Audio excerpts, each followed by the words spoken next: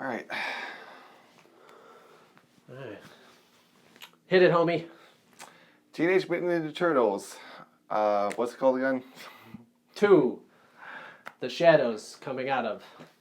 Something like that. It's directed by Dave Green, with starring Megan Fox, Stephen Amell, Will Arnett, Lori Lenny. And the Turtles. I don't know who the Turtles are, but The Knoxville's part of it. something like that. Who cares? Oh, yeah, They're that's fun. right. Yeah, they're CG characters. Yeah, got Tyler Perry in there as well. And the linebacker from Blue Mountain State, Thad. Have you ever watched Thad? Continue. I can't remember. This is the sequel to the 2014. It is produced by Michael Bay. His fingerprints are all over this, and I thought the movie blowed. What about you? Oh, well, I'm not all the way in blow category. I was pretty disappointed with the movie, but, there are a lot of positives in the film itself, but it definitely, I didn't think it was as good as the first one right off the bat, I can say. I think the first one was a much better story structure, narrative, and everything, even though people complained. I just, that one held together better than this one, but overall, not completely excited about it, so. But we're going to go deeper, like we always do. Positives for me, I could say that I liked that Shredder was actually human and not a transformer. I hated his costume in the first one. Good call. Good call. However, he's only in the actual Shredder outfit for about 30 seconds. Yeah, something like that. Yeah, maybe like a minute and 30 seconds. Completely wasted. I actually got kind of a kick out of Tyler Perry as Baxter Stockman. Yeah, he did a good job. He surprised me the last 2 movies I've seen him in. I liked him in Gone Girl, which is my favorite movie of 2014, but I digress. That chick who plays Medea does a real good job of playing a guy in this movie. Who was that? Tyler Perry. Let's see. I like the idea. They introduced this idea. We'll go into a little bit of minor spoiler territory, where they discover the ooze that Shredder uses to make Bebop and Rocksteady, and then they discover that if they adapt it enough, that they can use that to turn themselves into human, and some of the turtles are, kind of like this idea. I like this idea that's brought to it. The problem is that they don't do anything really with it, and it comes at the expense of the likability of 2 characters, which I'll go into a little bit more. What do you think? Well, I'm going to do a compliment sandwich here. Positive, negative, positive. We all know what that is. Compliment number 1. The Turtles are awesome. Bebop and Rocksteady were more Bebop and Rocksteady than I've ever seen them be before. So, like, the animated characters that are pulled from the cartoon, phantasmo. Doesn't translate. Yeah, see, I think it does pretty well.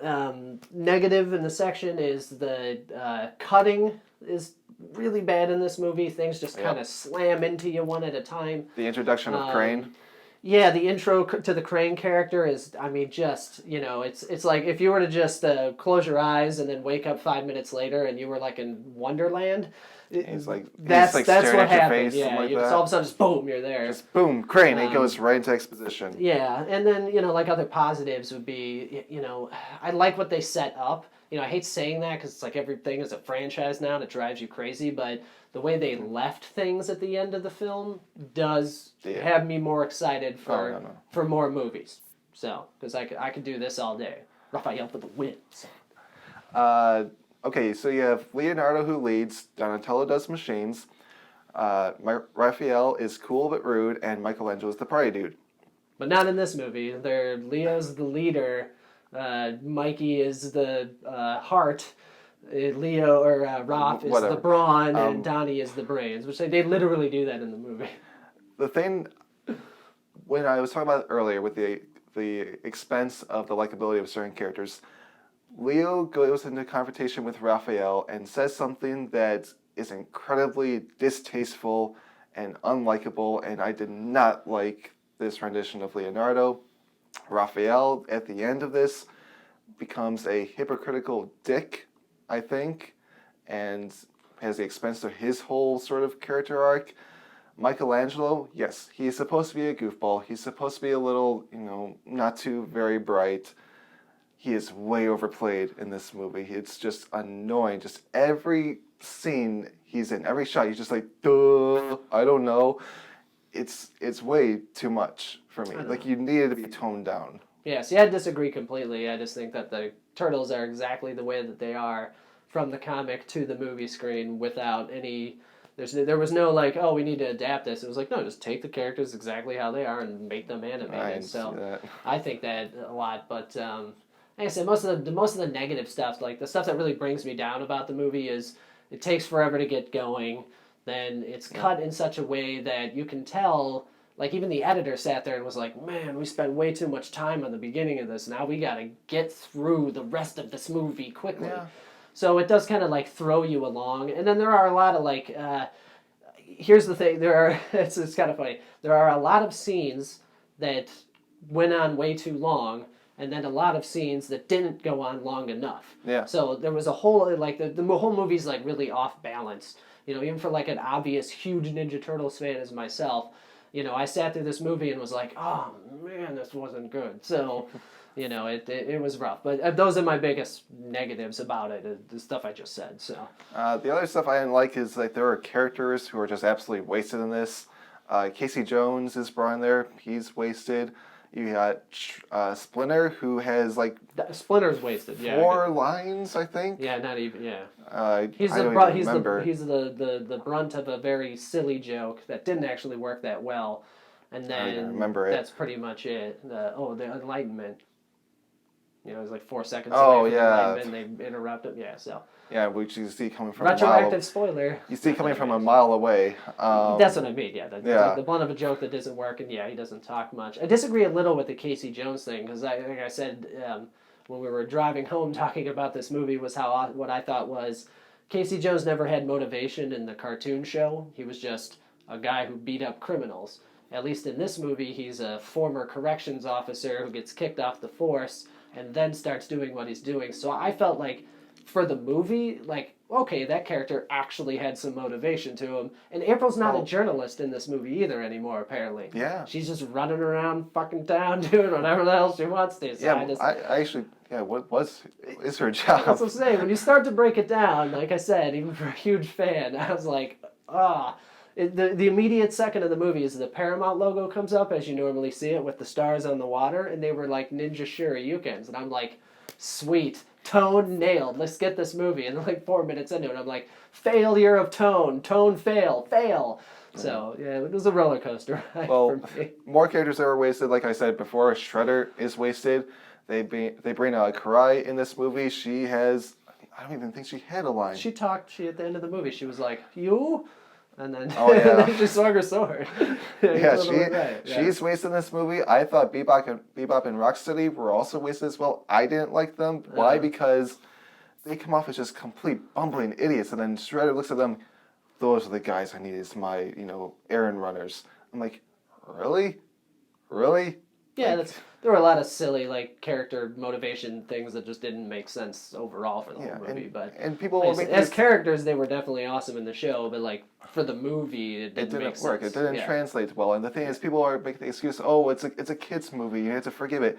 Then why is it fucking PG-13? Yeah. Why are they having, adult jokes in this? This movie could have been PG, and I don't think there would have been. Why are they really playing up the whole sex appeal of Megan Fox, who is terrible in this movie, by the way? She's bad, very hot, very watchable. Always very watchable. There's a scene in the beginning where her pants disappear for some reason. It's nothing for fan service. And that's another thing. In this movie, I feel like they just said, okay, people want to see Crane. People want to see the Technodrome. People want to see, Casey Jones and the actual Foot Clan with ninjas. So we'll just throw this at you. Yeah. We won't, put a coherent plot together or any sort of narrative structure or any reason for them to be there. We'll just throw it at you and you're gonna like it. Yeah, I think you just nailed everything we've been trying to say.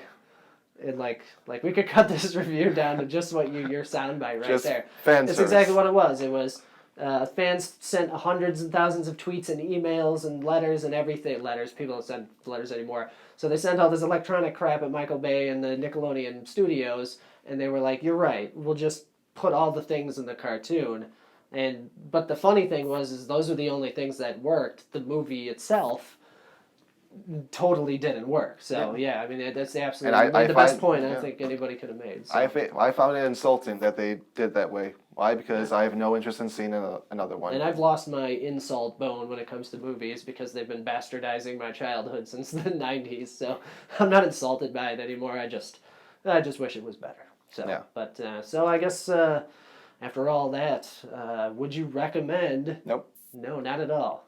Don't see it. Don't see it. And I would definitely recommend seeing this movie, but like probably a DVD or a cable thing. I wouldn't rush out to the theater unless you're like a insane Ninja Turtles fan, like the kind of guy who would wear Raphael sunglasses through an entire interview or entire review of the movie.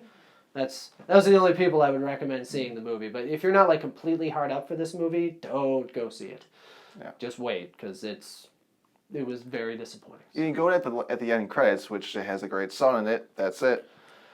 Very right. Yeah. All right. Well, thank you everybody for watching our half spoilery, somewhat. I don't know. We're gonna start spoilery reviews anyway, because who cares? People don't watch these things until 3-4 days. No one care about anyway. spoilers for this movie anyway. Yeah, you're right. It's not like we're spoiling. Oh, there's a scene where It's not like we're spoiling Star Wars or or like a fucking Marvel movie. Yeah. So, but thank you everybody for watching. I'm Brandon. I'm Eric. And remember to follow us on Twitter. I'm at They Know Stay Dead. He's at Eric Braddock. And thank you guys for watching. Please comment and subscribe. And see ya. Ninja, you can't see because I can't jump.